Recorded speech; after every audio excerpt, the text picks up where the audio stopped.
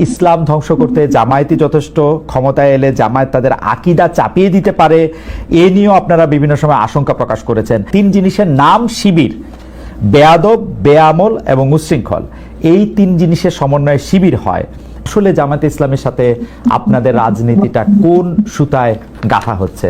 জনাব মুফতি সৈয়দ ফজলুল করিম। দেখেন, জামাতও আমাদের ব্যাপারে অনেক বক্তব্য দিয়েছে। তাহলে দেওবন্দের ব্যাপারে, আহলুস সুন্নাত ওয়াল জামাতের ব্যাপারে জামাতের অনেক বক্তব্য আছে। তাসাউফের ব্যাপারে জামাতের বক্তব্য আছে।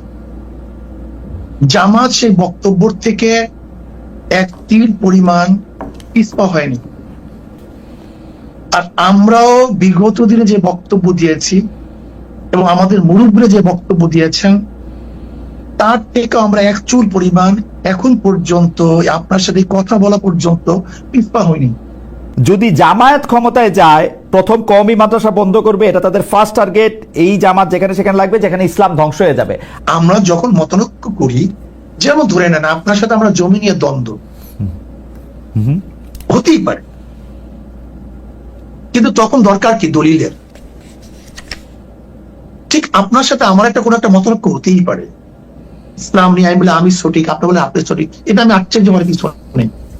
কিন্তু তখন আসবে দলিলের। যার দলিল শক্তিশালী তার কথা সঠিক, আর যার দলিল দুর্বল তার কথা দুর্বল। কাজে এখন সেই বহসে আমি যাবো না।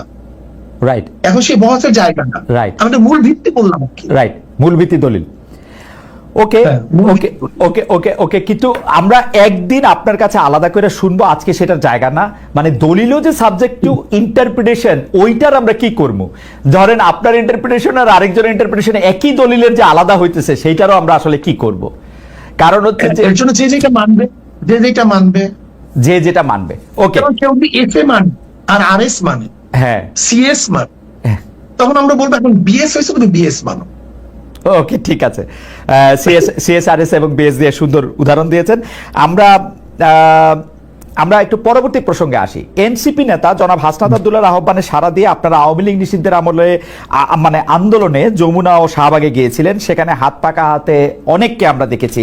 সরকার আওয়ামী লীগের কার্যক্রম নিষিদ্ধও করেছে, কিন্তু এরপর থেকে সোশ্যাল মিডিয়ায় অনেকে আলোচনা করছেন, আমাদের ঘোষণায় অনেকে মন্তব্য করেছেন, ইসলামী আন্দোলন বাংলাদেশ গত 15 বছরের সুবিধাভোগী, অর্থাৎ আপনারা গত 15 বছরে সুবিধা নিয়েছেন।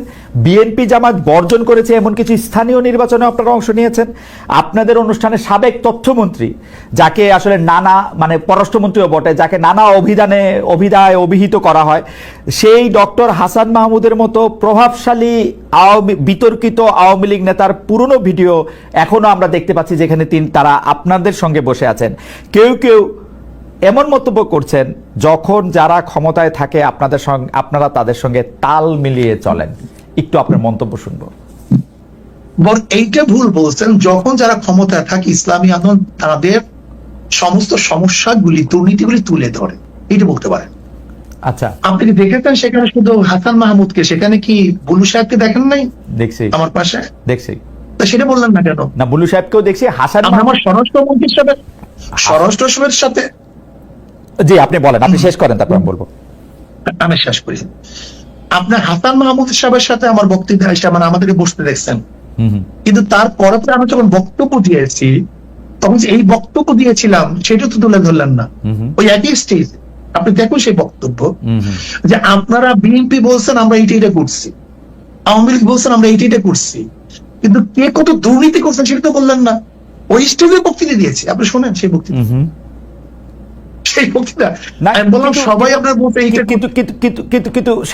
ওই বক্তব্য অনেক বেশি সুগার কোটেড, নাম্বার 1। নাম্বার 2 হচ্ছে আপনি বঙ্গবন্ধুকে নিয়ে, শেখ হাসিনা যখন প্রধানমন্ত্রী ছিলেন সেই সময় যে বক্তৃতা করেছেন, এখন কি সেটা রিপিট করতে পারবেন, বা রিপিট আপনি করতেছেন? শেখ হাসিনাকে নিয়ে আমি তারই কোনো বক্তৃতা করি। শেখ হাসিনাকে নিয়ে কোনোদিন প্রশংসামূলক। বঙ্গবন্ধুকে নিয়ে, শেখ সাহেবকে নিয়ে কেন বক্তৃতা করেছি, এটাকে এখন করবেন কিনা আবার 100 বার শোনেন। কেন করবো সেটা আমি বলি। আমি বললাম না আমি কোনো জিনিস রোজাত করি নাই, তো কোনো জিনিস রোজাত করিনি। ওকে, যখন শেখ সাহেবের মূর্তি টানানো হয়েছিল তখন আমি কি বক্তৃতা করেছিলাম যে 72 বছর পরে যদি লেনিনের মূর্তি ক্যারিয়ান দিয়ে তুলে সাগরে ফেলে দেয় তাহলে আজকে হোক কালকে হোক এই বুড়িগঙ্গা এই মূর্তিকে ফেলানো হবে। এই বক্তৃতা আমার, আমি শুনছি না, আমি জানি না, এবং সেইটা দেখছি। শেখ সাহেবের নিয়ে যে বক্তৃতা করেছিলাম, এটা কি বলতে চেয়েছি দেখেন, শেখ সাহেবের পরিবার কিন্তু এদেশে আসছে ইসলাম প্রচার করার জন্য। আমার মূল উদ্দেশ্যটা কি ছিল? শেখ সাহেব প্রথম কেন অ্যারেস্ট হয়েছিলেন? হিন্দুদের মাধ্যমে তিনি অ্যারেস্ট হয়েছিলেন মুসলমানদেরকে বাঁচাবার জন্য। আমি কি বলেছিলাম? শেখ সাহেব প্রথম কি রাজনীতি শুরু করেছেন?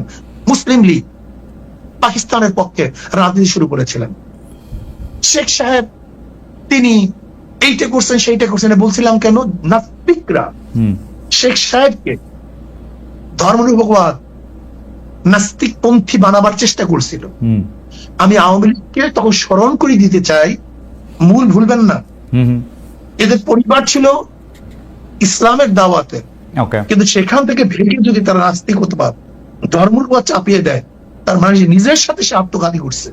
ওই সময় শেখ হাসিনাকেও আপনি তারিফ করেছিলেন ওই একই বক্তব্যে, আপনি একই লাইনে বলেছিলেন যে শেখ হাসিনাও সেই বাবারই উত্তরাধিকার। আমার যদ্দূর মনে পড়ে, আমি একটু আগে শুনেছি, এবং তিনিও একই রকম ভালো মুসলমান, তিনি ভালো কাজ করছেন।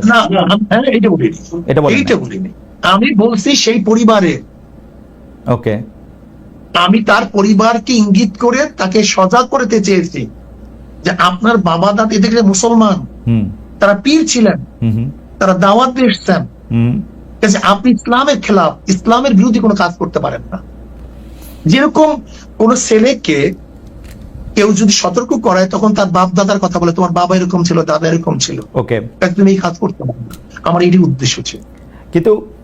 কিন্তু সাহেব, আপনি correct me if I am রং, আপনি কি ওই সময় সাবেক প্রধানমন্ত্রী সরকারের শেখ হাসিনার বা শেখ হাসিনা সরকারের এই 3টা খারাপ নির্বাচন, সীমাহীন দুর্নীতি, এগুলি নিয়ে আসলে কোনো এরকম একটা অবস্থান নিয়েছিলেন যেটা আপনার শক্তি দিয়ে আপনি আসলে নিতে পারতেন? আজকে আপনারা যে অবস্থা দেখছেন, বক্তব্য নাই, এমন কোন বক্তব্য নাই যে বক্তব্যে শেখ হাসিনার এবং তার 14 গোষ্ঠী এই মন্ত্রী পরিষদের আওয়ামী লীগের দুর্নীতি তুলে ধরি নাই, এমন কোন বক্তব্য সময় ছিল। আমার একটা রিডিং হইলো আপনারা সেই সময় প্রধান শত্রু হিসাবে গণ্য করতেন হচ্ছেন জামায়াতে ইসলামীকে, তারপরে আওয়ামী লীগের মন্ত্রীদের কিছু দুর্নীতির কথা আপনি বলতেন, কিন্তু বাংলাদেশের যে মানুষের উন্নয়ন, বাংলাদেশের মানুষের সুবিধা, সেগুলির কথাও বলতেন। তার ফলে সরকার, মানে সেই সময়কার সরকার একরকম খুশিই হতো পীর সাহেব চরমনায়ের উপর বা শায়েকে চরমনায়ের উপর, যে তারা আসলে আমাদের পক্ষেই থাকছেন। মানে আমার রিডিং আর কি ওই সময়কার ব্যাপারে। না, সেই রিডিংটা কেন আপনার মধ্যে অনুভূতি কেন হয়েছিল? কারণ আপনারা জামায়াতের খুব সমালোচনা করছেন, তারপরে হচ্ছে সরকার প্রধানের সমালোচনা আপনারা সরাসরি করতেছেন না, 2-1 মন্ত্রী বা 2-1টা ঘটনার কথা বলে বলতেছেন। আমার মনে হয় আপনার কাছে এটা দৃষ্টিগোচর হয়নি, আমার মনে হয়। আচ্ছা ঠিক আছে, আমি আবার চেক করবো না, কিন্তু একটা বক্তব্য, জি, আমি পল্টনে ওই স্যার আপনার সরোয়ার দিতে বলেছিলাম যে শেখ হাসিনা, আপনি শুনে সে বক্তব্য, জি, আমি শুধু একটা এরকম 50টা বক্তব্য দিতে পারবো, জি, যে শেখ হাসিনা আপনাকে ভারত বাঁচাতে পারবে না, আপনাকে বাঁচাতে পারবে না, আপনাকে পুলিশ মিলিটারি আপনাকে বাঁচাতে পারবে না, আপনাকে ভারতে অবশ্যই ভাবতে হবে। সে বক্তৃতা শুনিয়ে না, আপনি অনেক আগের বক্তৃতা। আচ্ছা ঠিক আছে, আপনি যদি বলে থাকেন সেটা আপনার, মানে শেখ হাসিনার দুর্নীতি বা শেখ হাসিনা এইরকম খারাপ 3টা নির্বাচন দিয়েছে, এটা যদি আপনি বলে থাকেন সেটা ঠিক আছে। আমার দর্শকরাও নিশ্চয়ই শুনেছেন, শুনবেন, আমিও শুনেছি সরকারের প্রতি আপনার সমালোচনা ছিল, কিন্তু সেইটা ছিল হচ্ছে 2 বা 3 নাম্বারে সরকার প্রধানের প্রতি, সরকারের প্রধানের প্রতি আপনি মাননীয় সাহেব, সরকার প্রধানের প্রতি ইউ ওয়্যার সফট, সরকার প্রধানের প্রতি। না, ভুল, এটা ভুল, এই মেসেজ আপনার কাছে সম্পূর্ণ ভুল। আচ্ছা ঠিক আছে, সম্পূর্ণ ভুল। আচ্ছা, আমি পরবর্তী প্রশ্নে আসি। সরকার প্রধানের ব্যাপারে আমি যে মন্তব্য করেছি এরকম বক্তব্য আজ পর্যন্ত কেউ দেয়নি। আচ্ছা, আমি একটু পরবর্তী প্রসঙ্গে আসি। 71 মুক্তিযুদ্ধের সময়টাও আছে কিনা সেটা সেদিন আপনি স্পষ্ট করেননি, আজকে এটা স্পষ্ট করবেন? মানে আপনি, অনেকেই প্রশ্ন করছেন যে জামায়াতের মাননীয় আমির ক্ষমা কিসের জন্য চাইলেন, মানে 47-এর পর থেকে শুরু করে আজকে পর্যন্ত,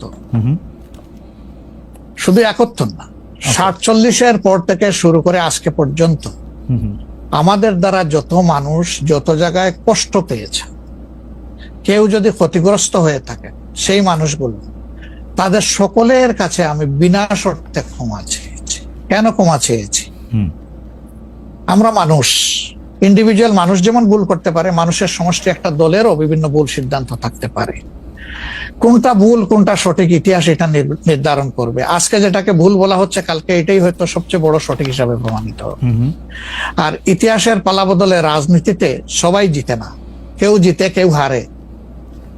আমরা আদর্শবাদী একটা দল, আমরা বিশ্বাস করি আমরা মানুষ ভুলের ঊর্ধ্বে নই। আমাদের দ্বারা, আমাদের সহকর্মীদের দ্বারা মানুষ বিভিন্ন ক্ষেত্রে কষ্ট পেতে পারে, ক্ষতিগ্রস্ত হতে পারে।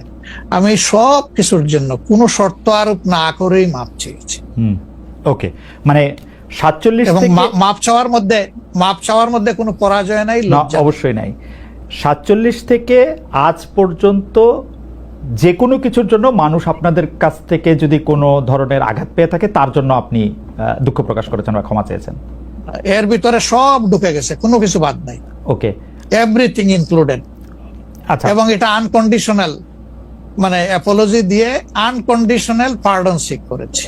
এইটা কি ডক্টর শফিকুর রহমান, আমি আসলে যেহেতু আপনার সঙ্গে আমার মানে নানা সময় কথা বলার সৌভাগ্য হয়েছে, মানে পর্দার বাইরে পর্দার ভিতরে, সেটা আমি জানি বলেই আমি আমার প্রশ্নটা করছি যে আপনি যে 71টাকে এই 47 থেকে আজ পর্যন্ত একসাথে বললেন, এর কি কোনো বিশেষ কারণ আছে নাকি? মানে না, কোনো বিশেষ কারণ নাই। আমার মানবিক মূল্যবোধের জায়গা এবং আমার দায়িত্বের জায়গা থেকে আমি বলেছি, অনুভূতির জায়গা থেকে, দায়িত্ব এবং অনুভূতির জায়গা, বিশেষ কোনো কারণ। আচ্ছা, আমি আবার 2-3 দিনের ঘটনা একটু আসি। আমরা 2টা ঘটনা আমরা দেখেছি যে আমাদের অনেককে ব্যথিত করেছে। একটা হচ্ছে লালমনিরহাটে একজন যিনি নরসুন্দর, তিনি এবং তার ছেলেকে খুব আয়োজন করে মারধর করা হচ্ছে এবং তাদেরকে টেনে নিয়ে পুলিশের কাছে নিয়ে যাওয়া হয়েছে। এবং আরেকজন যিনি 2018 সালের ডিসেম্বরের রাতের ভোট বলে খ্যাত নির্বাচনের যে প্রধান নির্বাচন কমিশনার, তাকে আসলে খুবই অপমানজনকভাবে মানে থানায় নিয়ে যাওয়া হয়েছে এবং সেটা আবার ভিডিও করা হয়েছে। মানে আমি সাধারণভাবে যেটা বুঝি, আপনি আমাকে শাস্তি দিতে পারেন, আপনি আমাকে মৃত্যু দিতে পারেন, কিন্তু মানুষ হিসাবে আরেকটা মানুষকে অসম্মান করার অধিকার যে আমাদের নাই, এইটা কি মানে মানে নাকি এইটা আমাদের আছে কারণ তারা একটা খারাপ কাজ করেছিল, এরকম কি? মানে আমি জানি না, মানে অনেকে তার আরেকজন, জি আপনি বলেন, আরেকজন খারাপ কাজ করেছেন বলে আমিও করব, এটা কোনো যুক্তি? আমি আরেকজনের খারাপে কষ্ট পেলাম, ক্ষতিগ্রস্ত হলাম, এখন আমি সেম অথবা ওয়ার্স দেন দিস আরো খারাপ কিছু করলাম তার সাথে, সেটা কি কোনো মানবিক আচরণ বলে গণ্য হবে? নিশ্চয়ই না। তবে দেখেন, আমরা এটাকে কখনো সমর্থন করি না, কিন্তু পরিবেশ, প্রেক্ষাপট, স্থান, কাল, পাত্র, মানুষ কোনো জিনিসকে যখন লাইক করে না, তখন প্রকাশ্যে হয় তার প্রতিবাদ করে, না হয় মনে মনে ঘৃণা করে, অথবা সে শক্তি থাকলে প্রতিরোধ করে। এই 3টা স্টেজ থাকে, এটা হাদিসের ভাষা অনুযায়ী। তো এই অবস্থায় আমরাও তো ভিজিবল সেই রকম প্রটেস্ট অনেক ক্ষেত্রেই করতে পারি না, কিন্তু আমরা এগুলাকে মনের দিক থেকে সাপোর্ট তো করি না, আমরা বরঞ্চ মনে করি যে এগুলা আরেকটা অপরাধ।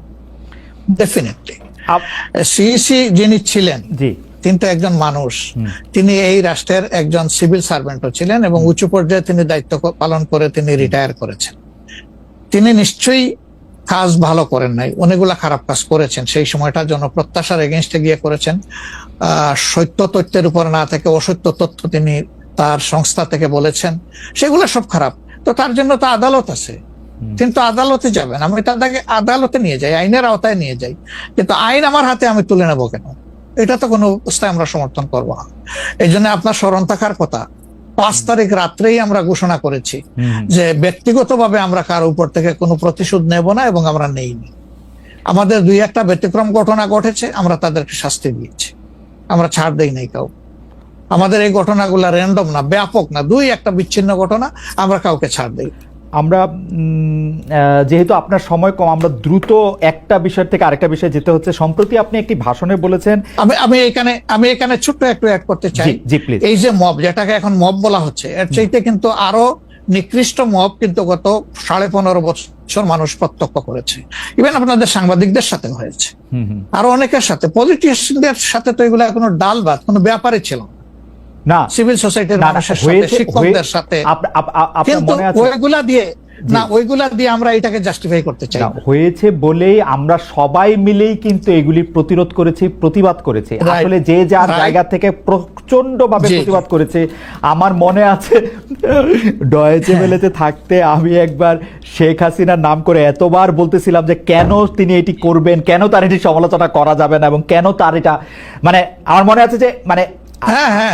আমার সাংবাদিকতায় আমি কোনো সময় অ্যাক্টিভিজম করতে চাই না বা অ্যাক্টিভিজমের জায়গা থেকে, কিন্তু এইগুলির প্রতিবাদ আমরা সবাই মিলেই আসলে করেছিলাম, যে যার অবস্থান থেকে। রাজনীতিবিদরা তো বটেই। রাইট, এখনো আমাদেরকে করতে কিন্তু হবে। এখনো যদি আমরা সেই জায়গার মধ্যেই থাকি এবং কেউ কেউ আমরা এটা বলি যে তারা করেছে সেজন্য এটা ঠিক আছে, সেইটার ব্যাপারে আপনার কাছে একটু বিচার দিতে চাইছি।